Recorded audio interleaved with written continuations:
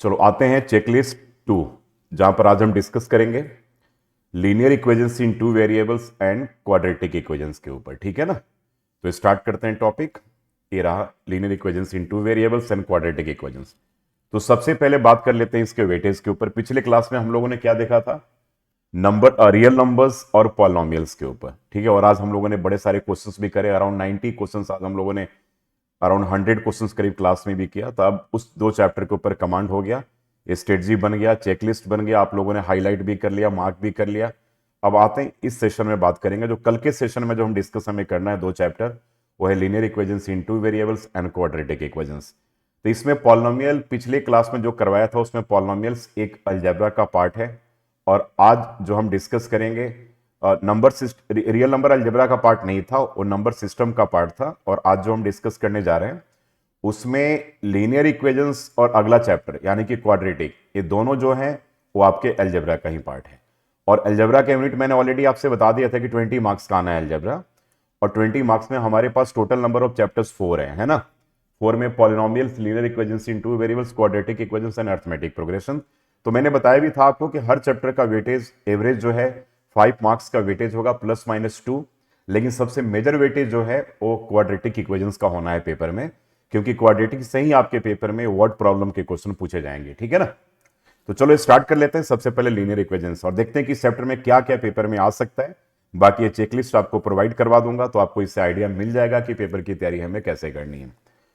तो मेरा मानना है कि 2 से 2.5 घंटे, 2 से 3 घंटे के अंदर में इस चैप्टर का इंटायर रिवीजन हम कर पाएंगे। सारी चीजों को अगर हम करना चाहते हैं फिर भी 2 से 3 घंटे में देख पाएंगे।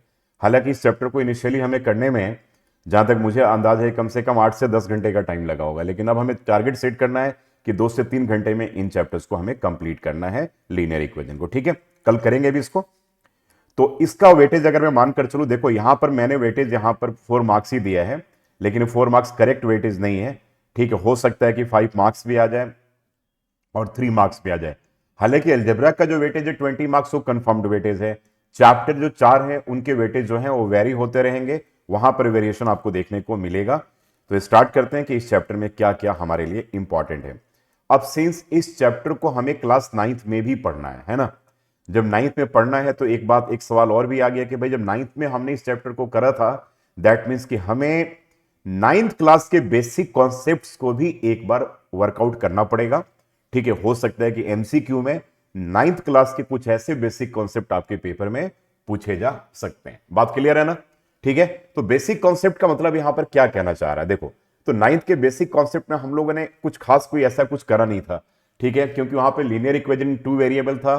ठीक है, और साइमल्टेनियस नहीं था, एक ही इक्वेशन था। सॉल्यूशन के बारे में हमने वहां भी पढ़ा, यहां भी पढ़ रहे हैं हम लोग। ठीक है, तो खास कुछ 9th में था नहीं। ठीक है, तो थोड़े बहुत बेसिक चीजों को जानना जरूरी है। जैसे अगर कोई आपसे पूछे कि एक्स एक्सिस का इक्वेशन क्या होगा, तो क्या बोलोगे? एनीवन? हाँ एग्जैक्टली, एक्स एक्सिस का जो इक्वेशन होगा y इक्वल्स टू 0 होगा, और y एक्सिस का जो इक्वेशन होगा x इक्वल्स टू 0 होगा। ठीक है, और 9th में भी हम लोगों ने पढ़ा था कि linear equation in two variable का जो जनरल फॉर्म होता है एक ax plus b y plus c equals to 0 होता है। अब सिंस वहां पर हम लोगों ने केवल सॉल्यूशन पढ़ा था और खास कुछ पढ़ा नहीं है, तो 9th क्लास के कंटेंट 10th क्लास में पेपर में आने का चांस बहुत मिनिमम है। जैसे रियल नंबर्स में बहुत ज्यादा था, पॉलिनोमियल में भी था, लेकिन लीनियर में कम है। तो थोड़ा सा एक बार बात कर ले, ठीक है, पिछले कॉन्सेप्ट के बारे में। तो linear equation in two variable के बारे में बेसिक आइडिया एक बार होना चाहिए। Method of finding solutions of linear equations in two variables, solution कैसे फाइंड करते हैं ये हमें बहुत अच्छे तरीके से आता भी है, बिल्कुल ठीक है।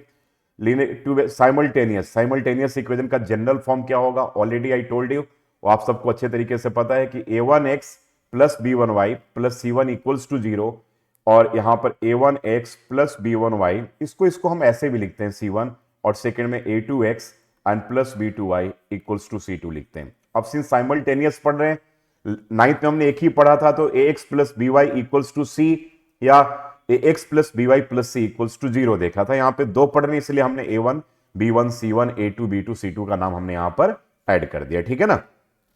अब आते हैं इसका मेन, देखो जरा यहां पर मेन है पार्ट ग्राफिकल। तो ग्राफिकल से एक कंक्लूजन पे हम पहुंचते हैं। ग्राफ में देखो होता क्या है ना, कि बहुत बार पहले ऐसे क्वेश्चन सीबीएसई बोर्ड के पेपर में आए हुए हैं कि वर्ड प्रॉब्लम दे रखा है और वहां से ग्राफ हमें ड्रॉ करना है, राइट। वर्ड प्रॉब्लम से हमें ग्राफ ड्रॉ करना है, तो ऐसा भी आ सकता है ग्राफिकल प्रेजेंटेशन। लेकिन लास्ट में काफी वर्षों से मैंने जो देखा हुआ है, तो वर्ड प्रॉब्लम से ग्राफ ड्रॉ करने के लिए पेपर में नहीं पूछा गया है, तो इसका चांस मेरे अकॉर्डिंगली बहुत कम लगता है, ऐसा पेपर में आएगा नहीं। बाकी अगर ऐसा आता भी है तो वर्ड प्रॉब्लम्स आपने करा हुआ है, वहां से दो इक्वेशन बनते हैं, दो केसेस बनते हैं, दोनों में हमने इक्वेशन निकाल लिए और निकालने के बाद क्या किया, फिर आपका अपने जो पॉइंट्स को जो प्लॉट करके, आपको पता ही है ग्राफ का, ठीक है, तो ग्राफ निकाल लेते हैं। लेकिन ऐसा आने का चांस नहीं है, ठीक है, क्योंकि this will be again a very lengthy question हो सकता है आपके पेपर के लिए। और लीनियर से वर्ड प्रॉब्लम आने का चांस बहुत मिनिमम होता है, यानी कि मैं मानता हूं कि लीनियर से 3 मार्क्स का एक सेक्शन अगर बोलूं तो सेक्शन बी में या सेक्शन सी में ऐसा मेरा मानना है कि एक क्वेश्चन 3 मार्कर आपको मिल जाएगा और एमसीक्यू में 1 या 2 क्वेश्चन मिलेगा, तो 4 नंबर का वेटेज इसका रहना है। तो इसका बहुत मेजर वेटेज नहीं है। सीबीएसई बोर्ड में कभी कभी इस चैप्टर से 1 मार्क का भी क्वेश्चन पूछा गया, सोच लो, इतना ज्यादा करना, इतना कुछ करना और 1 नंबर का आया हुआ सीबीएसई बोर्ड में, क्योंकि मेजर जो वेटेज है ना वो क्वाड्रेटिक इक्वेशंस के ऊपर शिफ्ट हो जाता है, क्योंकि सेक्शन डी में क्वाड्रेटिक से ही आना है, ठीक है। लेकिन हम लोग प्रे करें कि सेक्शन डी में जो क्वेश्चन है लीनियर से आ जाए, लीनियर का क्वेश्चन ज्यादा आसान होगा रेदर देन क्वाड्रेटिक इक्वेशन। तो हो सकता है कि लीनियर का वर्ड प्रॉब्लम अगर सेक्शन डी में आ गया तो उस केस में क्वाड्रेटिक का वेटेज शिफ्ट होकर के कम हो जाएगा और वर्ड प्रॉब्लम वहीं पर आपको मिल गया, जो चांस बहुत कम है, क्योंकि लास्ट 4 to 5 ईयर्स के ट्रेंड्स को अगर हम देखें तो लीनियर का वर्ड प्रॉब्लम पेपर में पूछा गया, लेकिन 3 मार्कर कैटेगरी में पूछा गया है। याद रखना, कितने में? 3 मार्कर में आया हुआ है। 5 मार्कर में लीनियर का वर्ड प्रॉब्लम काफी टाइम से नहीं देखने को मिला है, इसलिए मुझे अभी भी मानना है कि क्वाड्रेटिक से ही वर्ड प्रॉब्लम आपके पेपर में पूछा जाएगा। तो ग्राफ से इक्वेशन से, यानी कि वर्ड प्रॉब्लम से ग्राफ बनाने का चांस पेपर में बहुत मिनिमम है, तो ऐसा आना नहीं चाहिए, ठीक है, और नहीं आएगा। ग्राफिकल प्रेजेंटेशन, अब हम बात करते हैं ग्राफ के ऊपर। तो देखो, ग्राफ ड्रॉ करने के लिए क्वेश्चन पेपर में आ सकता है, और अगर ग्राफ का क्वेश्चन सीबीएसई बोर्ड के पेपर में आया तो ये मानकर चलो कि मिनिमम 3 मार्क्स के वेटेज पे क्वेश्चन आएगा। तो ग्राफ आप लोग को जानना बहुत जरूरी है।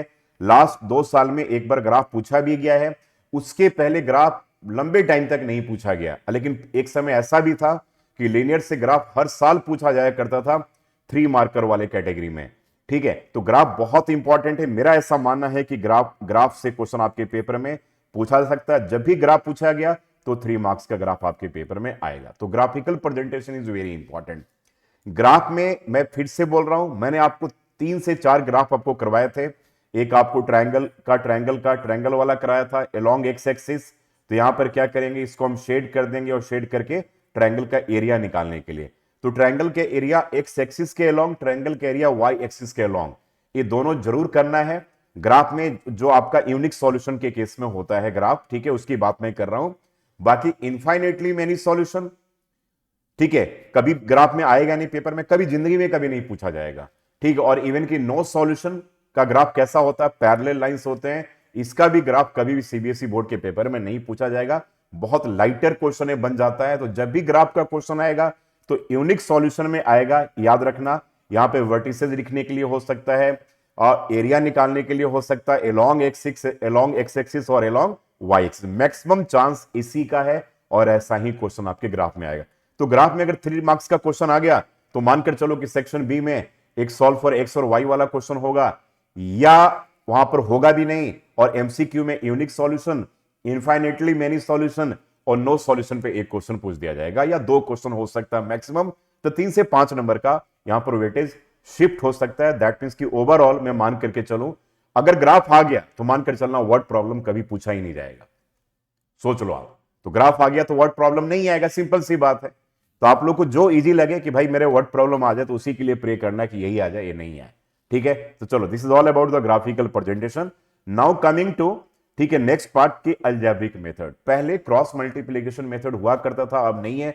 तो अलजेब्रिक में 2 ही आपके पास मेथड है, एक तो एलिमिनेशन है और एक सब्स्टिट्यूशन है।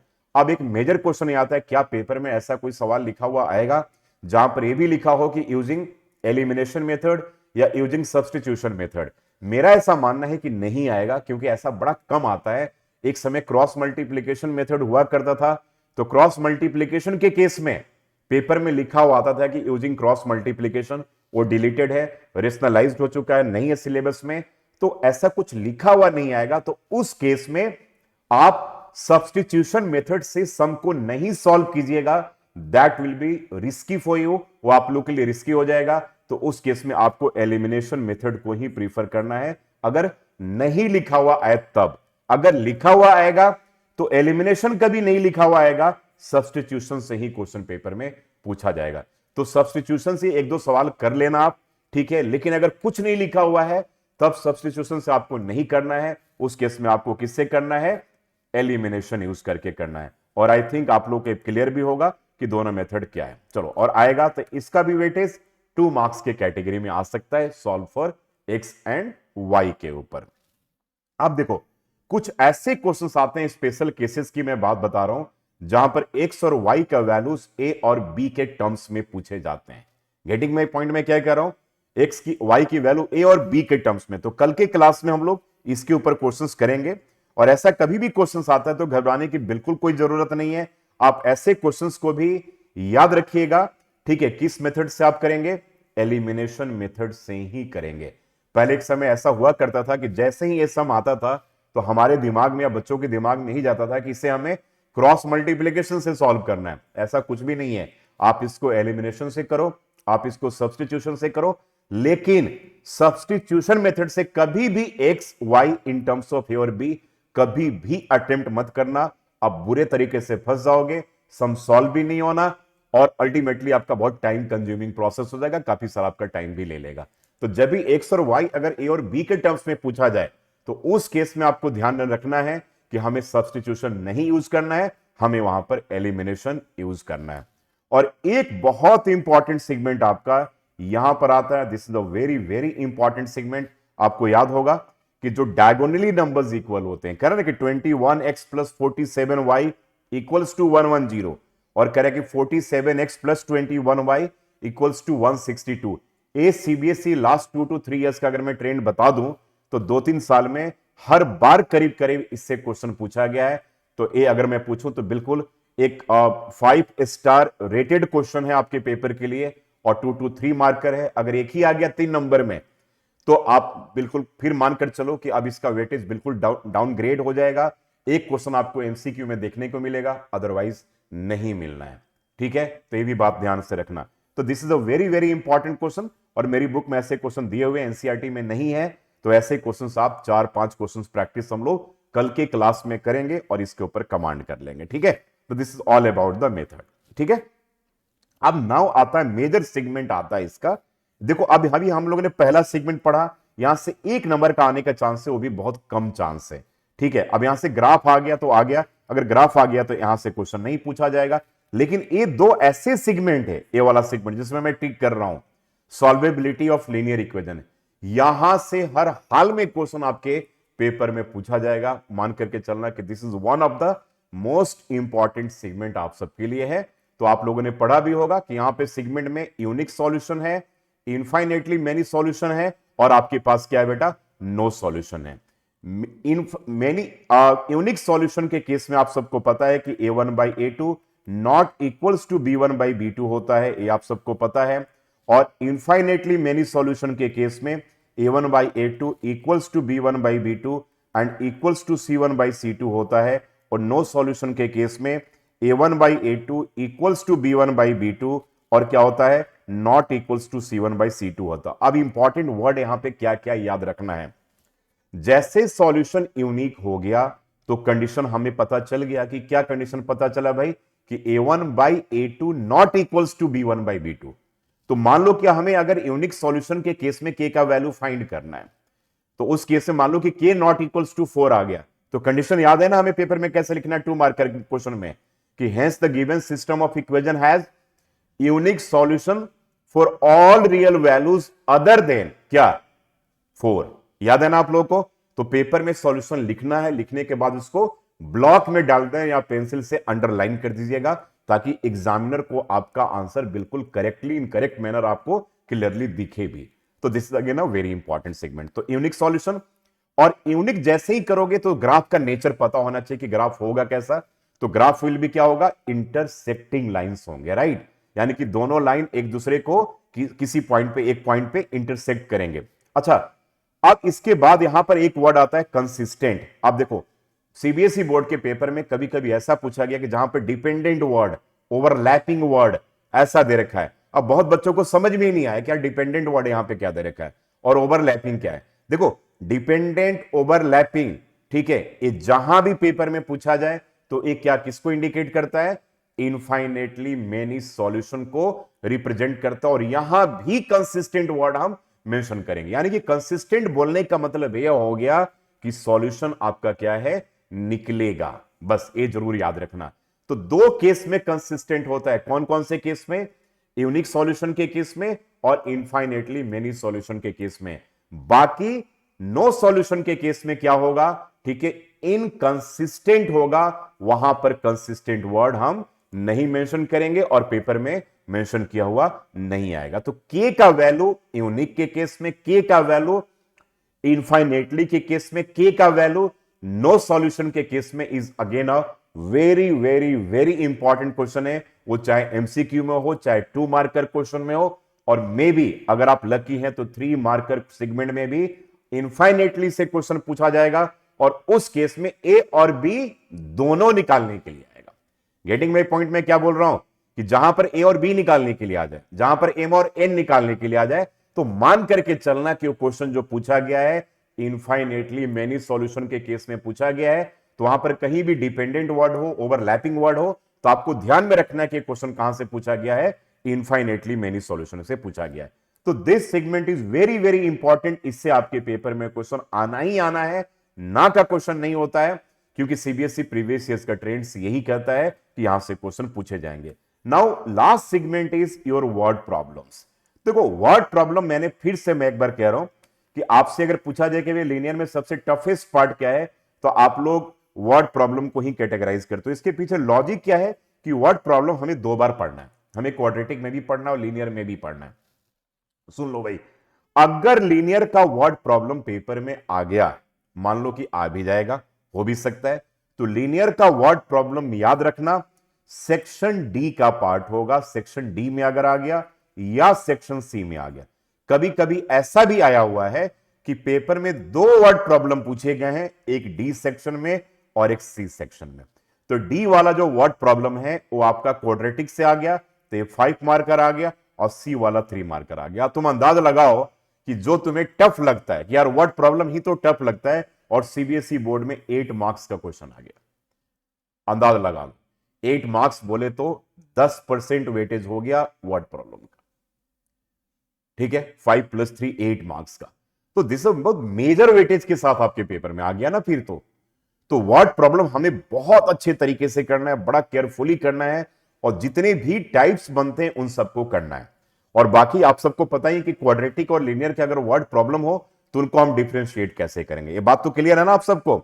अब लीनियर में अगर वर्ड प्रॉब्लम बेसिकली जो बनता है वो कहां कहां से बनता है, डिजिट्स एंड मेनली जो बनते हैं डिजिट्स और नंबर से बन जाएगा, एज ग्रुप से बन जाएगा, फिक्स्ड एंड रनिंग चार्जेस से बन जाएगा, ठीक है, न्यूमरेटर डिनोमिनेटर से भी, नंबर वाले में ही न्यूमरेटर डिनोमिनेटर को हम ऐड कर लेते हैं, स्पीड एंड टाइम से बन जाएगा, और मिसलेनियस टाइप में थोड़े से क्वेश्चन, ज्यादा नहीं, 6-7 क्वेश्चन हम लोग कल के क्लास में कर लेंगे।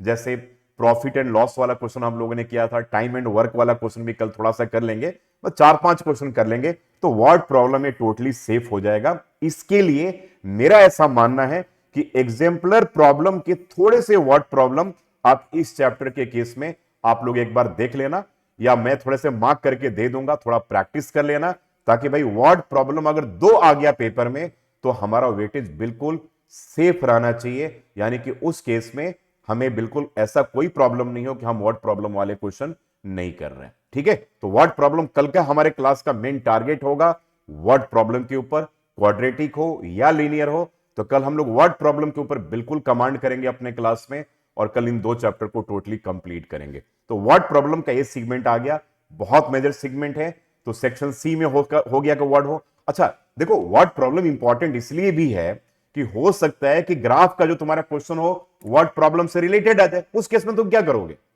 अंदाज लगाओ।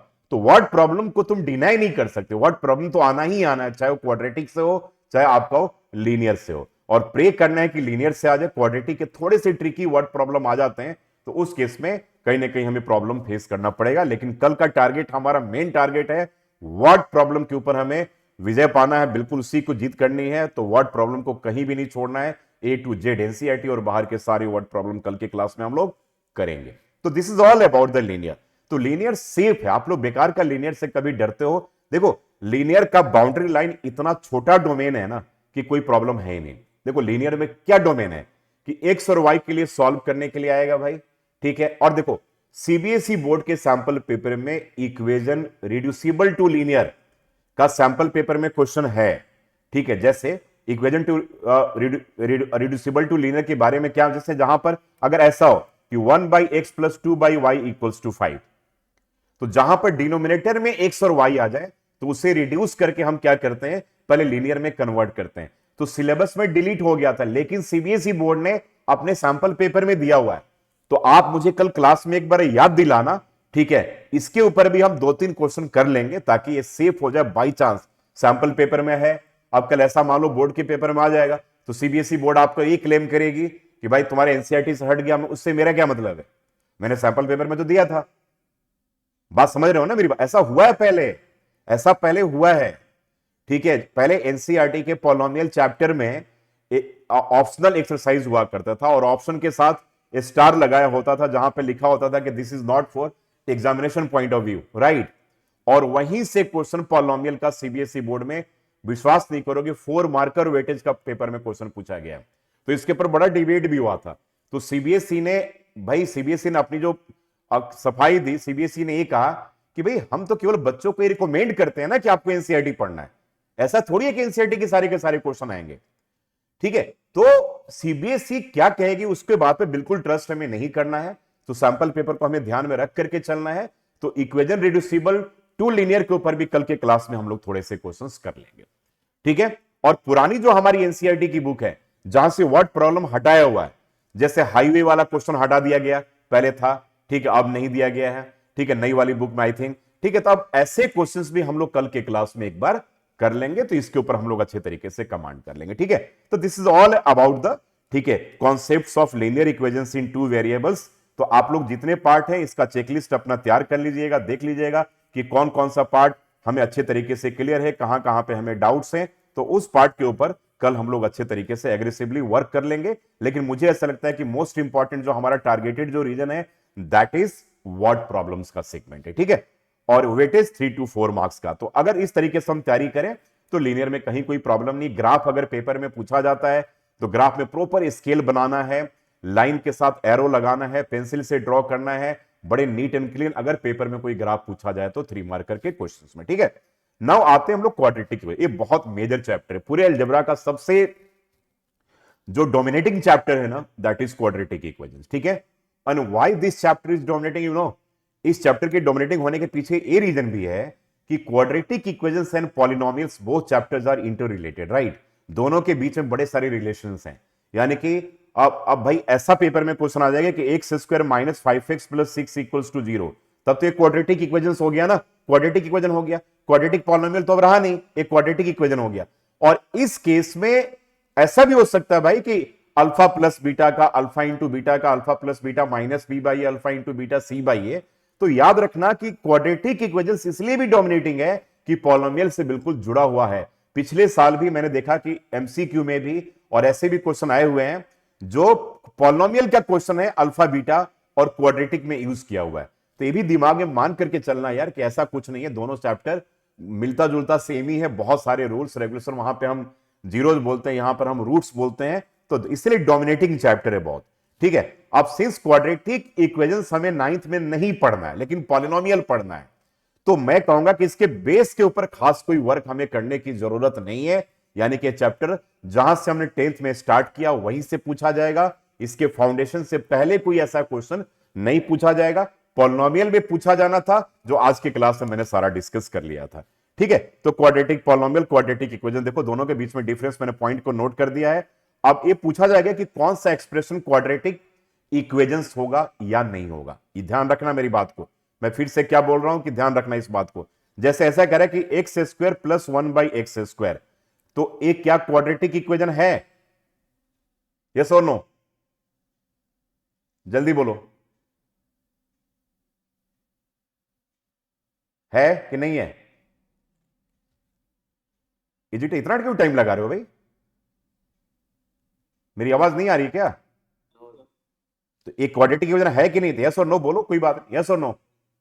नो, क्योंकि क्या हो जाएगा? 4 डिग्री पॉलिनोमियल हो जाएगा।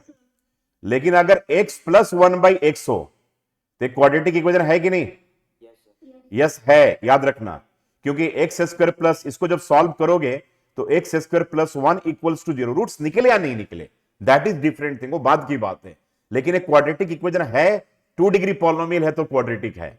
रूट्स निकलेगा नहीं निकलेगा तो डी बताएगा ही ना हमें कि निकलेगा कि नहीं निकलेगा। तो चलो अब आ जाओ, तो एक्सप्रेशन कोई भी क्वाड्रेटिक इक्वेशन है या नहीं है, एमसीक्यू में यहां से भी क्वेश्चन पूछे जा सकते हैं, ध्यान रखना, ठीक है। और जीरोज और रूट्स, पॉलिनोमियल में जीरो था, क्वाड्रेटिक में वो रूट्स है, ठीक है। और formulation of a quadratic equation, देखो this is very important, 2 marker question आ सकता है, एनसीईआरटी में दिया हुआ है कि स्टेटमेंट गिवन होगा और इससे फॉर्मुलेट करके हमें क्वाड्रेटिक इक्वेशन में बनाना है। तो एक तरह से मानकर चलो कि वर्ड प्रॉब्लम वाला ही क्वेश्चन है जहां से हमें क्वाड्रेटिक इक्वेशन बनाना है, आपके एनसीईआरटी बुक में दिया हुआ है। And concept of middle term splitting, देखो ये तो बात अच्छे तरीके से क्लियर कर लो कि मिडिल टर्म स्प्लिटिंग पे कमांड कर लेना, क्योंकि क्वाड्रेटिक इक्वेशन में रूट्स निकालने के लिए हमारे पास 3 मेथड है। सबसे पहला कौन सा है? Factorisation method. दूसरा क्या है आपके पास? Quadratic formula method. और तीसरा जो है कंप्लीटिंग स्क्वायर मेथड, जो आपके सिलेबस से डिलीटेड है। तो मेथड तो 2 ही बच गया ना। तो फैक्टराइजेशन का मतलब है मिडिल टर्म स्प्लिटिंग, बस ये दिमाग में बिठा लो। तो आप लोग के पास सबसे सेफ साइड क्या है कि आप लोग को मिडिल टर्म स्प्लिटिंग के लिए मैं थोड़े से अच्छे क्वेश्चंस रूट्स वाले, फ्रैक्शन वाले ये मैं दे दूंगा, एक प्रैक्टिस कर लेना तो कमांड हो जाएगा। तो आप बहुत सिंपल क्वेश्चन भी पेपर में आ जाता है, सोच लो, अंदाज लगा लो, बहुत सिंपल आएगा कभी कभी।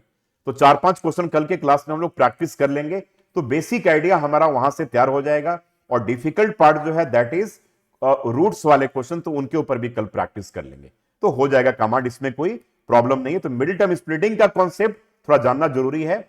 एमसीक्यू में या 2 मार्कर में क्वेश्चन यहां से मिडिल टर्म स्प्लिटिंग से आपके पेपर में आ जाएगा, सिंपल क्वेश्चन आएगा, रूट्स निकालो।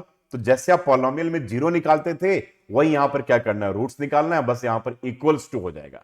वहां पर बाद में पी ऑफ एक्स को आप इक्वल करते थे 0 के इक्वल, और यहां पे शुरू से ही क्या करोगे, 0 के इक्वल करके चलोगे, ठीक है ना, क्लियर है बात है। चलो जी, अब आ जाओ solution of quadratic equation by factorisation method. मैंने यही कहा था कि आ सकता है, ठीक है। उसके बाद एक क्वेश्चन आपका आने का यहां से चांस है नेचर ऑफ रूट से, बहुत इंपॉर्टेंट है, बहुत इंपॉर्टेंट सेगमेंट है नेचर ऑफ रूट से। देखो, तो नेचर ऑफ रूट से हमें पता है कि किसी भी क्वाड्रेटिक इक्वेशंस का रूट निकलेगा या नहीं निकलेगा, वो कौन बताता हमें? डिस्क्रिमिनांट बताता है, डी बताता है। तो क्या कहता है नेचर ऑफ रूट्स की? डी अगर 0 से ग्रेटर हो तो रूट्स क्या होगा?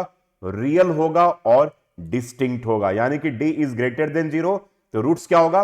रियल होगा और डिस्टिंक्ट होगा। और डी जब 0 के इक्वल होगा तो रूट्स क्या होंगे? रियल होंगे और इक्वल होंगे। और अगर केवल रियल पूछा जाए, ओनली रियल, तो उस केस में क्या कंडीशन होगा? अर्शिया बताओ क्या कंडीशन होगा अगर केवल रियल पूछा जाए तो?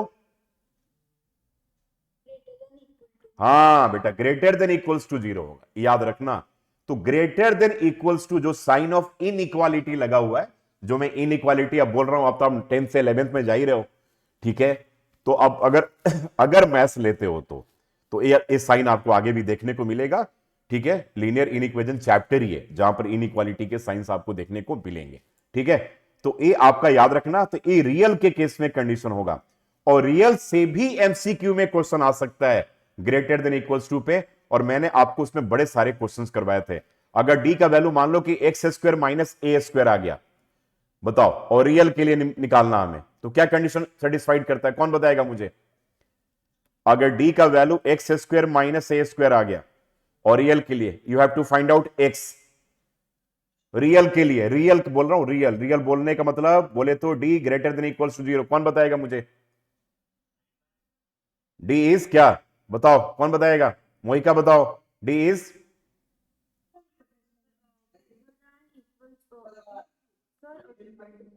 D is greater than equals to positive A and D is lesser than equals to negative ए।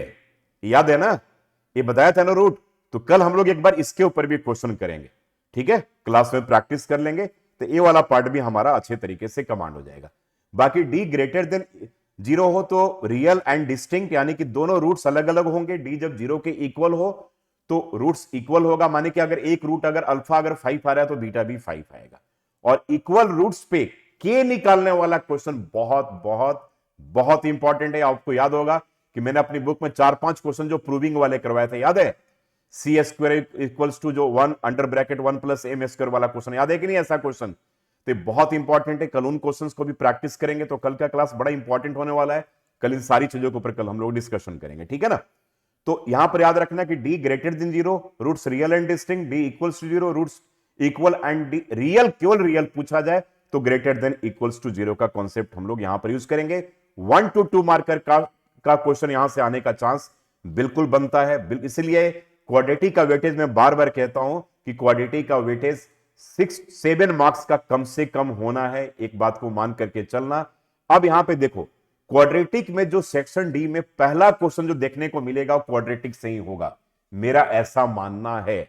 जो first question will be from quadratic equation, और इस क्वेश्चन के साथ एक इंटरनल चॉइस भी देखने को मिलेगा। तो वर्ड प्रॉब्लम आ गया एक क्वेश्चन, उसके इंटरनल चॉइस में सॉल्व फॉर एक्स वाला क्वेश्चन आ जाएगा। समझ में आ गया कि नहीं? जहां पर एक्स के लिए हमें सॉल्व करना है, तो कल हम लोग इसके ऊपर भी बात करेंगे, एक्स के लिए सॉल्व करना है। तो मान लो अगर ऐसा आ गया 5 नंबर में, तो इसलिए मैं कहता हूं कि 5 मार्क्स के अलावे सेक्शन बी में या सी में एक क्वेश्चन आएगा ही, बी में तो पक्का आएगा। तो 5+2 अगर मैं बात करूं तो ओवरऑल इसका वेटेज 7 मार्क्स का बन जाता है। तो क्वाड्रेटिक का आ गया व्हाट ठीक है, सॉल्व फॉर एक्स, ए वाला क्वेश्चन, ठीक है ना? क्लियर है बात? इसमें कहीं कोई डाउट तो नहीं है ना? अब आ जाओ इसके वर्ड प्रॉब्लम। तो वर्ड प्रॉब्लम इसका थोड़ा ट्रिकी है, और ये 5 मार्कर वेटेज में वर्ड प्रॉब्लम के क्वेश्चन आपके पेपर में आने हैं। तो word problem based on numbers, numbers में आपका डिजिट्स एंड नंबर्स भी हो गया, बाकी और नॉर्मल नंबर्स के ऊपर क्वेश्चंस होंगे। डिजिट्स एंड नंबर्स वाले में कैसे पहचानेंगे कि क्वाड्रेटिक का है? तो जहां भी क्वाड्रेटिक के क्वेश्चंस में हमें स्क्वायर वर्ड दिख जाए, रेसिप्रोकल वर्ड दिख जाए, प्रोडक्ट वर्ड दिख जाए, तो क्वेश्चन कहां का होगा? क्वाड्रेटिक का होगा। लीनियर के कभी भी वर्ड प्रॉब्लम में स्क्वायर नहीं दिखेगा, रेसिप्रोकल नहीं दिखेगा, प्रोडक्ट नहीं दिखेगा, मान करके चलना इस बात को पहले से। जैसे यहां पर अगर डिजिट्स एंड नंबर्स का क्वेश्चन है तो क्या दे रखा होगा कि प्रोडक्ट ऑफ द डिजिट्स जो है 18 गिवन है ना? याद है कि नहीं क्वेश्चन? तो हम क्या मान लेते हैं कि let the digit at tens place be x, then digit at क्या होगा? वंस प्लेस बी क्या होगा? 18/x हो जाएगा। तो नंबर क्या हो गया? नंबर क्या हो गया बताओ? 10, ठीक है। और टेंस प्लेस के पास x माना था, वंस प्लेस के पास 18/x हो गया। अब यहां नंबर ऐसे बन रहा है, और लीनियर में नंबर कैसे बनता था? 10x + y बनता था। कितने लोगों को क्लियर है? Raise your hand. कितने लोगों को क्लियर है बात? पक्का? चलो भाई, तो ये आपको समझ में आ गया दोनों कॉन्सेप्ट, ठीक है? तो ये क्वेश्चन क्वाड्रेटिक का आएगा। अब कह रहे भाई कि इस नंबर में अगर हम 27 ऐड कर देते हैं तो नंबर के डिजिट्स इंटरचेंज हो जाते हैं। तो यहां पर जब तुम 27 ऐड करोगे तो इंटरचेंजिंग डिजिट क्या हो जाएगा? 10 अंडर ब्रैकेट 18/x प्लस क्या हो जाएगा? x हो जाएगा। ये बात क्लियर है? ठीक है। अब चलो, अब पहचानेंगे कैसे? एज ग्रुप का क्वेश्चन भी हम ऐसे ही पहचानेंगे। स्क्वायर वर्ड होगा, रेसिप्रोकल वर्ड ऐड होगा, ठीक है, रेसिप्रोकल हो गया, स्क्वायर हो गया, प्रोडक्ट हो गया, पहचान जाएंगे कि क्वेश्चन कहां से है? क्वाड्रेटिक से क्वेश्चन है। डिस्टेंस एंड टाइम वाला क्वेश्चन बहुत बहुत इंपॉर्टेंट है बच्चे, इतना इंपॉर्टेंट है पूछो मत। डिस्टेंस एंड टाइम का क्वेश्चन एकदम मैक्सिमम चांस है कि इसी से क्वेश्चन आ सकता है। डिस्टेंस एंड टाइम से आ गया ना कि ट्रेन अगर इतने देर लेट हो जाए तो इतने देर में पहुंचेगी, वो वाला क्वेश्चन है।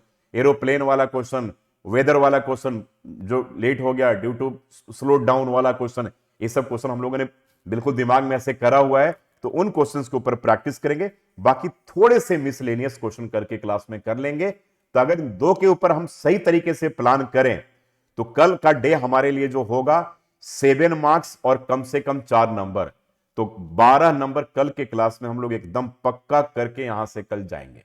और आज हम लोगों ने 10 नंबर पक्का कर लिया। अब हर दिन ये मान करके चलना है कि एक दिन आप क्लास अटेंड करते हो तो अपना 10 से 12 नंबर यहां से कंफर्म्ड करके जाए बस, ठीक है? तो कल के हम लोग अब सेगमेंट में मिलेंगे, ठीक है? अब ज्यादा इसके लिए कोई टेंशन नहीं लेना है। तो यहां तक आप लोगों को आइडिया लग ही गया कि अब क्या क्या पेपर में दोनों में क्या क्या आएगा। अब दिमाग में ही बिठा लो कि इससे बाहर अब कुछ भी नहीं आना है। तो उल्टी पुल्टी चीजें कहीं से देखने को मिल रही है तो बिल्कुल आपको नहीं देखना है, ठीक है।